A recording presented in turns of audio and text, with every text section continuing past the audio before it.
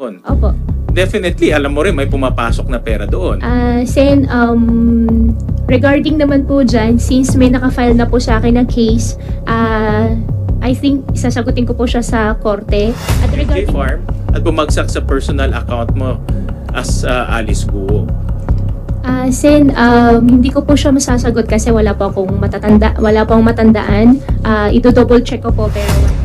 Posible naman yun kung ikaw ang presidente, hindi mo alam kung saan pumupunta yung pera. Pero ito ang Istorya Pinas. Patindi ng patindi ang revelasyon tungkol sa ilegal na pogo sa ating bansa matapos suminit ang ulo ng mga senador sa patuloy na pag-invoke di umano ng rights ni Alice Guo to remain silent dahil mayroon na itong kaso na kinaharap di umano. Oh my God! Grabe to. Ayon pa ni Senator Win Gatchalian na kahit puro lang walang alam ang sagot ni Alice Guo o Guwaping ay hindi nagsisinungaling ang mga dokumento na hawak ng committee ni Senator Risa Hontiveros tapos na patuloy sa pagdinay at walang alam ni Alice Guo sa mga inquiries ng mga senador na dumalo sa hearing tungkol sa illegal na pogo sa ating bansa kahit na merong mga dokumento na bilyon o milyong pera ang binayad ni Alice Guo sa isang electric company na aktibo ito na merong ugnayan sa illegal na pogo ay dinidinay lang niya ito. Totoo ba na mas magaling mag-cross-examine ang Quad Committee ng Kongreso? Tama lang ba na ang Kongreso ang hahawak sa kaso ni Alice Guo? Bakit napakatigas sumagot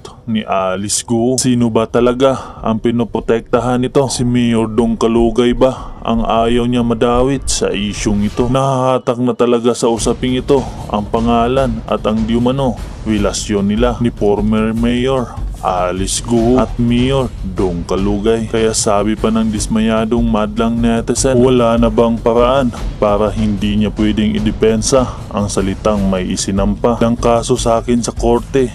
Kulang na lang sasagutin. Walang magawa mga senador kung ayaw niya sagutin. Halatang pinapaikot lang ang mga senador sa mga sagot ni Alice Guo. Dapat makulong na yan dahil sa daming kaso. Kung pinagbantaan siya ng taong tumulong sa kanya na makatakas siya, di na sana inihulog na lang siya sa dagat para wala na siyang problema. I believe now na walang patutunguhan itong kaso. Matindi, hindi dahil sa mga Chinese kundi dahil sa korupsyon in the government. Reality hurts, but that is the truth. Surely, pagdating sa korte, absuelto. Lots of money will whisper, talk and run only in the Philippines.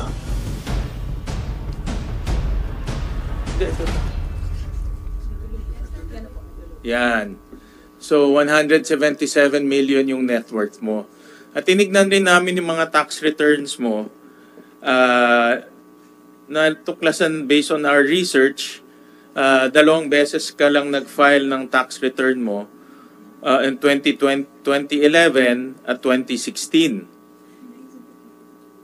Yan. So, nagbayad ka lang sa gobyerno ng 14,000 in 2011. In 2016, 24,000. And yet, yung net worth mo is 177 million. So, saan ba nanggagaling yung iyong income stream? Diba? Kasi kahit na sinabi mong kumukuha ka sa QJJ farm, pero yung QJJ farm naman at very least, at the very most nga 91,000 lang yung kita. Saan ka kumukuha ng iyong pangbili ng mga assets mo? Senwin, in due respect po, I think I have pending case po sa BIR. I invoke my right against self-incrimination. Yung pending case mo is because of that transfer. Allegedly, nagbenta ka ng shares mo from Baofulan to Mr. Jack And AMLAC po. No. And I have pending case din po sa AMLAC. No, but this has nothing to do with AMLAC. This has nothing to do with your tax evasion case. So, wala namang connection siya sa tax evasion case mo kasi yung tax evasion case mo is yung pagbenta mo ng shares mo kay Jack Uy. Opo, pero sa dami po na cases po naka-file po sa akin, nag-worry din po ako lahat na isasagot ko po dito may use against me po. Sorry po, Sen.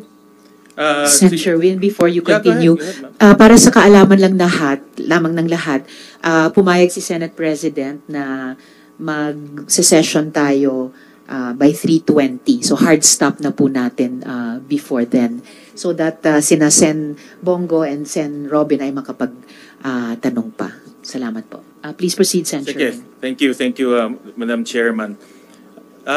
Tatalon ako sa isang question but related, no? At natanong ko na rin to last time kasi madalas, hindi ko pa rin ma-figure out kung paano natayo yung Pogo Hub sa Banban. Dahil kinos out namin yung Pogo Hub sa Banban, lumalabas na at the very least is about 6.1 billion pesos, papakita namin. No? At based sa mga dokumento at doon sa hearing ring natin, Miss Go, kayo nag-apply ng lono, kayo nag-apply ng mga building permit, and I understand from your testimony last time na ang Baofu is the landowner and the lessor. Tama po ba? Do you confirm this again? Before po ako nag-divest po, sa akin po yung lupa. After po ako nag-divest po, hindi ko na po alam sa kanila. Correct. Pero nasabi mo in your first hearing na ang Baofu land ay siya yung lessor dito sa mga Pogo na mag-ooperate, tama? At based rin dun sa mga dokumento, nakita namin from building permit to fire safety permit to occupancy permit, ikaw ang nag-apply, no? Lahat nito.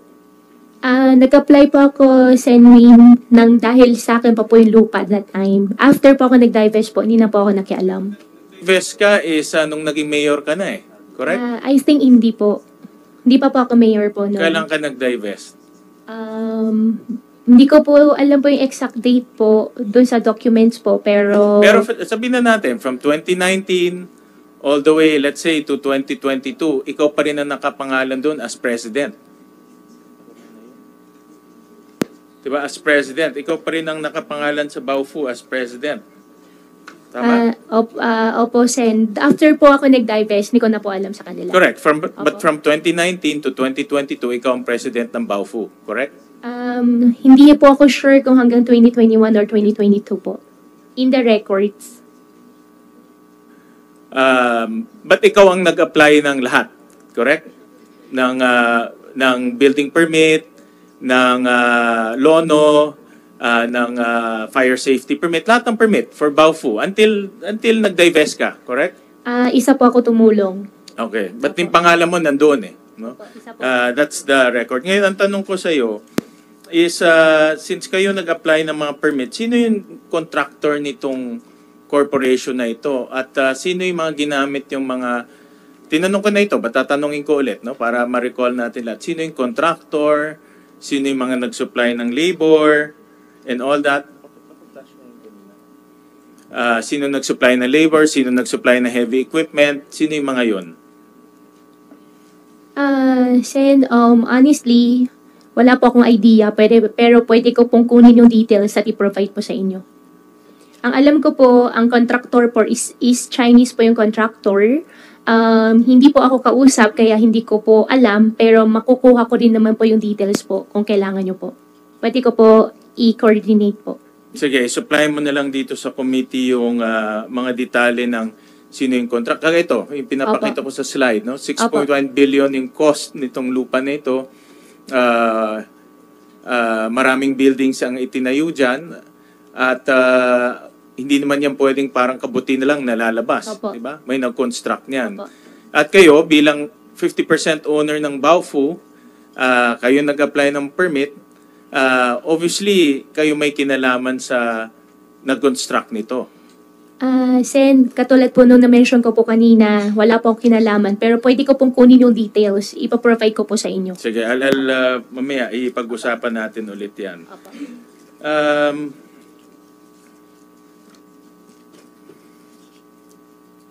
Sino ang nag-finance nitong pakibalik nga yung ano. Sino nag-finance nitong Pogo sa Bamban?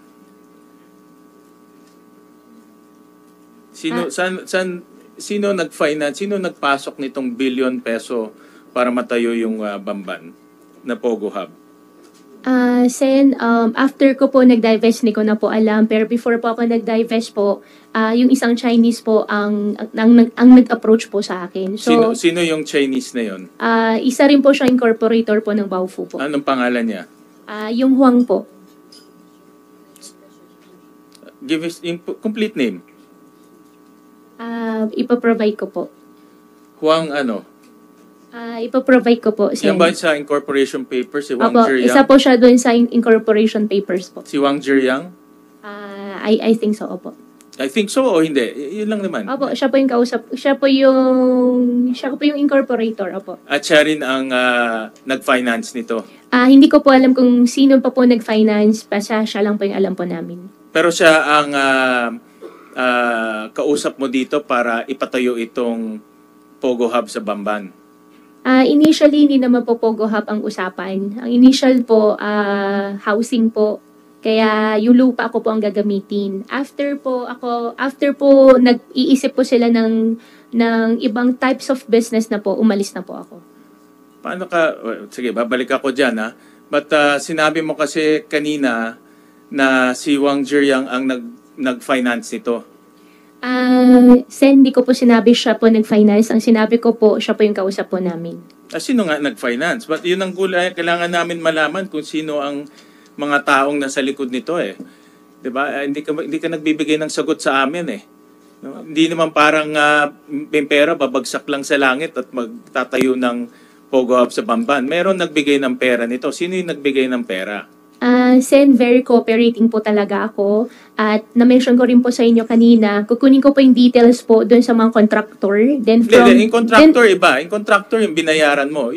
Wala pa akong binayaran ng contractor po, Sen. Yung contractor iba yun. Mamaya papakita ko yan. Opo. Yung binagsakan ng pera, yung pinanggalingan ng pera, saan galing yun? Hindi ko po alam, Sen. Hindi mo talaga alam. Hindi ko po talaga alam. Okay, sige. May papakita kami. Ito. Kasi based sa mga news reports, may mga nabasa akong news reports, may mga nabasa akong based on our research at news reports sa mga sinasubmit dito sa amin na from 2018 to 2024, 1.9 billion pesos ang pumasok sa accounts mo. Papakita ko ngayon. And this is based on sa mga news reports na kita namin. Kung makikita natin, noong mga unang panahon, wala namang pumapasok sa accounts mo. Pero pumasok sa account mo between 2018 to 2024, 1.9 billion pesos, of which 666 million in cash at 1.2 billion in check. Sinabi mo, kumukuha ka ng income sa QJJ Farms. Nakita namin walang income in QJJ Farms. Tinatanong ko sa iyo kung magkano kinukuha mo doon. Ayaw mo sabihin kung magkano kinukuha mo ngayon.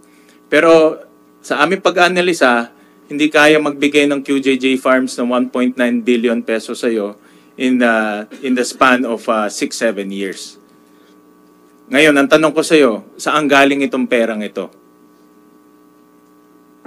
Since may mga kaso na po final po sa akin, I invoke my right against self-incrimination. Anong kaso yung po. mga final sa iyo? Ang final po sa akin, AMLAC, final po sa akin sa BIR, I think 7 cases. Pero wala naman to connection sa mga kaso mo eh. Magpa-file, alam ko hindi po ako nagkakamali, may file din po sila ng tax evasion po. But the tax evasion nga is pag-transfer mo ng shares to Jack Uy. No, ito, iba naman to eh. Wala namang connection to sa tax evasion. So ang tanong ko sa iyo, saan galing itong perang to? Since may AMLAC na po na file po, I refuse to answer po. Sorry po talaga. Isa pa, kanina pinakita namin yung QJJ Farms ay maliit lang yung kita niya. Pero natuklasan din namin, again, sa mga news reports to, sa mga news reports, sa mga research namin, na between 2018 to 2024, 3 billion ang pumasok sa QJJ Farms, of which 1.2 billion in cash at 1.7 billion in check. At ito, Pag i-add ko yung kaninang sinabi ko, tsaka ito, almost 5 billion na. Malapit na ito doon sa halagang ginamit sa pagpapatayo sa Bambang Pogo Hub. Pag titignan mo rin yung timing, 2017, 2018, 2019, lahat to, eksakto kung kailan pinatayo yung Bambang Pogo Hub. Ang QJJ Farm, sino ang presidente? Bakit? Sen, I think regarding po dyan, But who's the president ng QJJ Farm? Sino ang president? ako po yung president. Kayo ang president Opo. ng QJJ Farm, di ba? Opo. Kanina sabi mo, you also manage and control dahil nakakakuha ka ng pera doon. Opo. Definitely, alam mo rin, may pumapasok na pera doon. Sen, regarding naman po dyan, since may nakafile na po sa akin na case, I think isasagutin ko po siya sa korte. At regarding naman po, Sen, po, dun sa sinabi niyo po kanina sa akin na yung pera ay might be used in Pogo, check niyo rin po, wala pong Pogo related po na pera if ever po. At saka even po sa mga contractor po, wala pong any transactions po.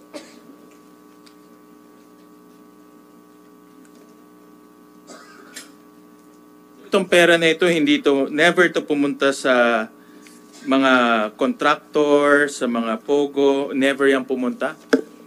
Sen, wala po akong business na Pogo. Kaya wala rin po ako Hindi ba pinagawa ito po na pumunta, Pogo. itong perang to, hindi ito pumunta sa pagpapatayo ng Pogo sa Bamban? Wala po Kasi akong yung timing, Pogo. perfect timing, yung pagpasok, balikan natin kanina. Opo, Sen. Check Yung nyo naman pagpasok po. ng pera, eksakto 2018, 2019. Sa farm, ganun rin, 2018, 2019. Yan ang eksaktong pinatayo yung Pogo Hub sa Bamban. Kung hindi po ako nagkakamali, nag-umpisa po yung Pogo Hub po sa Bamban po year 2019 kasi Yes, pandemic year. Correct. Yeah. Pero wala po akong Pogo business po at wala rin po akong pinatayo. Okay. Check nyo naman din po niyan, Sen. Okay. Opo. Sorry po talaga. Sabi mo kanina na hindi ka konektado doon sa mga contractors or sino nagpatayo ng Pogo Hub sa Bamban. Pero tinignan din namin yung accounts ng Baofu Land, no? Of which ikaw ang presidente, tama? Ng Baofu Land? Hindi po. Wala po akong pinirmahan na any bank Hindi. documents po Oo ng nga, but Baofu. ikaw ang presidente ng Baofu Land, tama? Before po ako nag-divest po. Correct. Nung lupa pa lang po siya. Oo. Hindi, dinivest mo siya is 2000, before election, 2022. Based sa mga records, 2022. So, from 2019, nung nag-incorporate in Baofu, until 2022, ikaw pa rin yung presidente and you own 50%. Ngayon, nakita namin sa mga accounts na ang Baofu may binayaran na isang Howley Builders Construction, of which nakita namin yung ID at ibinigay sa amin rin ito ng mga nag-grade sa Bamban. At meron rin kaming nakita Max Gear Construction Supply, no, na binayaran nitong Baofu Land. Chinek ko sa internet, itong Max Gear is a equipment supplier. No? Wala po akong idea. Equipment supplier siya. So, dito makikita natin na ang Baofu nagbayad sa contractor na Howley, nagbayad rin sa equipment supplier na Max Gear, of which ang Baofu, ikaw ang presidente at 50% owner. Pero, ang pera nanggaling sa QJJ Farm. Kung makikita nyo, QJJ Farm credit the account of Baofu. So, ang ibig sabihin nito, ang perang pumasok sa QJJ Farm, yung kaninang pinakita namin 3 billion, pumunta dito sa Baofu at binayaran ni mga contractor. Ito yung matagal na namin ni Sen. Risa hinahanap because honestly, na-dead end kami dito. But based on our research, ngayon, natitrace na namin saan nanggaling ang pera, sino yung mga contractor, at definitely yung pera bumagsak sa kumpanya nyo, QJJ Farm, at bumagsak sa personal account mo as Alice Guo. Sen, hindi ko po siya masasagot kasi wala pa akong matandaan. I-double check ko po pero wala pa akong maalala na may ganun transaction po. Paano hindi mo maalala? You're the president in 2020. Nag-divest ka lang dyan before you became a mayor noong 2022. Opo, Sen. Pero doon sa account po ni Baofu, never po ako naging signatory. At never po ako sumali po sa pag-open po ng account ng Baofu. Imposible naman yun kung ikaw ang presidente, hindi mo alam kung saan pumupunta yung pera. Pero definitely, alam natin na galing sa QJJ Farm yung pera. Ang pagkakatandaan ko po, wala po ako naalala na may pera po na galing sa QJJ. Ito-double check ko rin po. Sen. Yan naman yung standard na sagot mo, no? Wala kang maalala, i-check ko sa records ko. So, but itong records na ito, official to. Itong records na ito, hindi naman magsisinungaling dahil ibinigay ito sa committee at tinagpi lang namin to para makita namin yung totoong larawan. Dahil yan importante sa amin, malaman namin kung saan nanggagaling yung pera.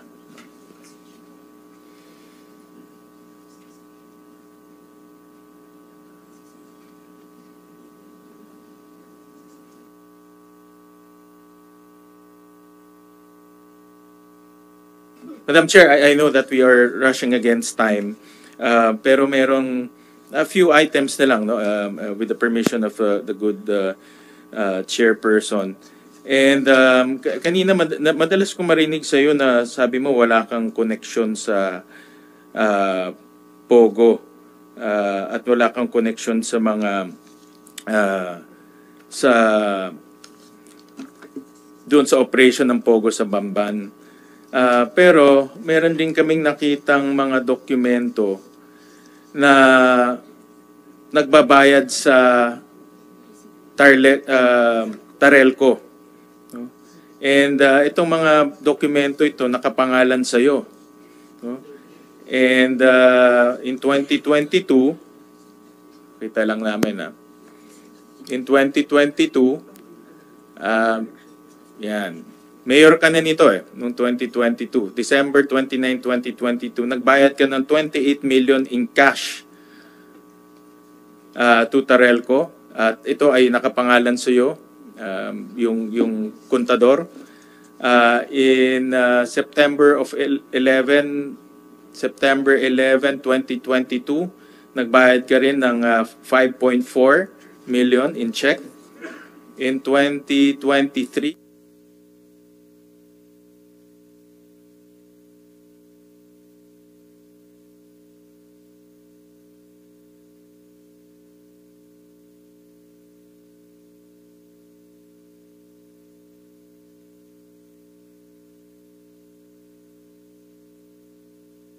bago lang to.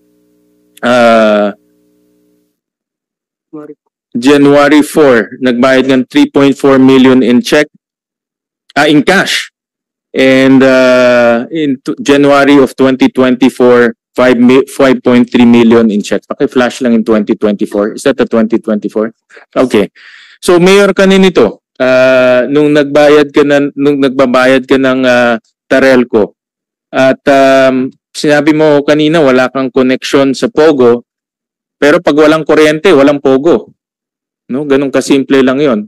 'Di ba? Kung hindi mo yung binayaran ng kuryente, walang Pogo, walang mare-raid, walang human trafficking, walang torture, wala. Pero tuloy-tuloy ka nagbayad. Even nung mayor ka, nagbayad ka. Even this year, nagbayad ka. So alam mo na may nangyayari dyan. At we can also prove na yung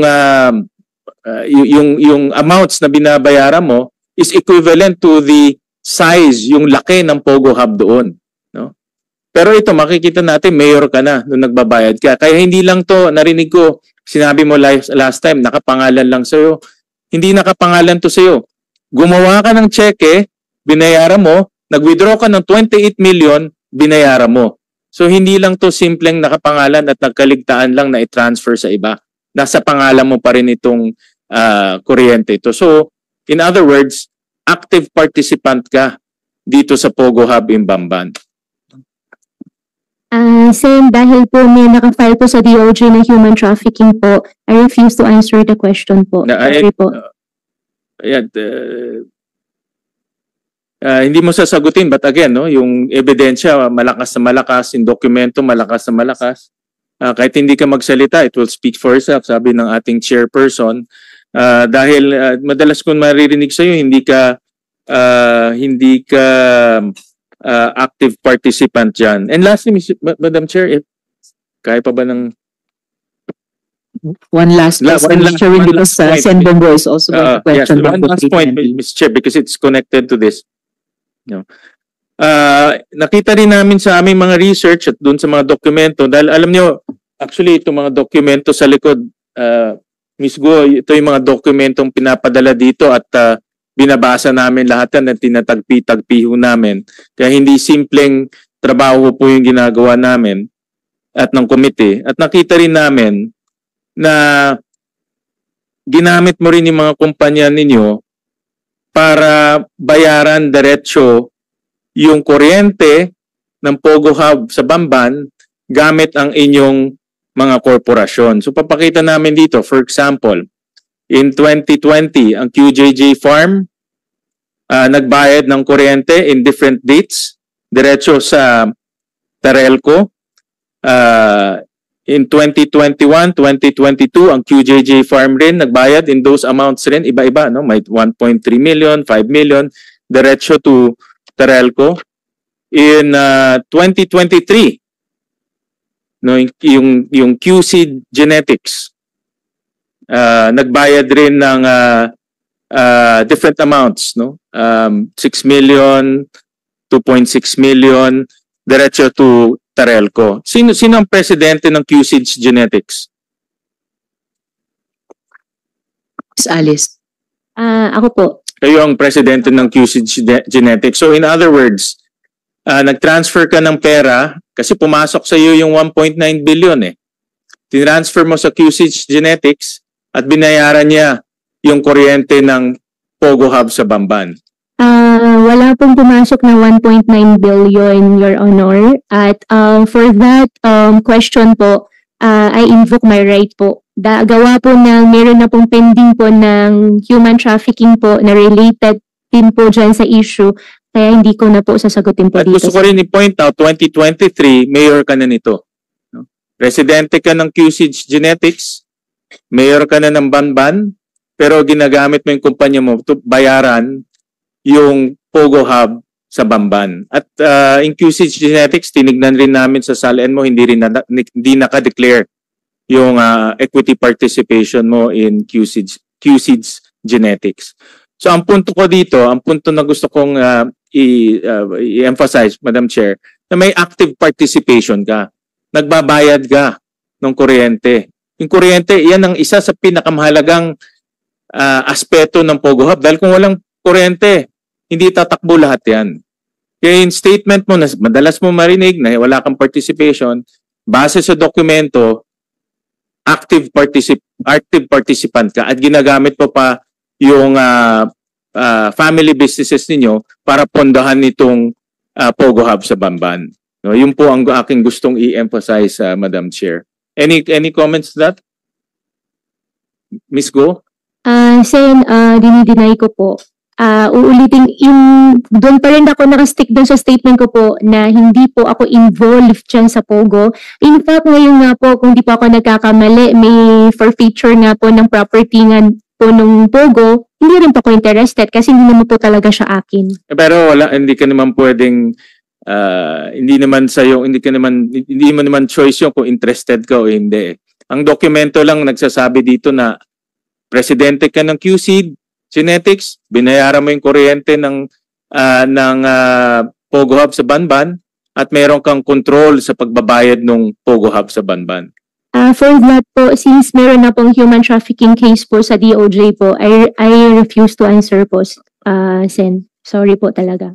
Sige, gusto ko lang Madam Chair, gusto ko lang naman ilagay yan sa records natin dahil ito yung mga dokumentong nakita ho namin to disprove para mapatunayan natin na si Guo Huaping ay hindi lang ordinaryong tao o ordinaryong personalidad dito sa Pogo Hub. Meron siyang active participation from start all the way nung naging mayor pa siya by paying Terelco in cash, paying Terelco in check using her own family businesses. Meron pa ho kaming actually mga ibang ebidensya, but I will yield for now, and I'm sure na meron pa naman tayong second hearing to this on this topic. So thank you very much, Madam Chairperson.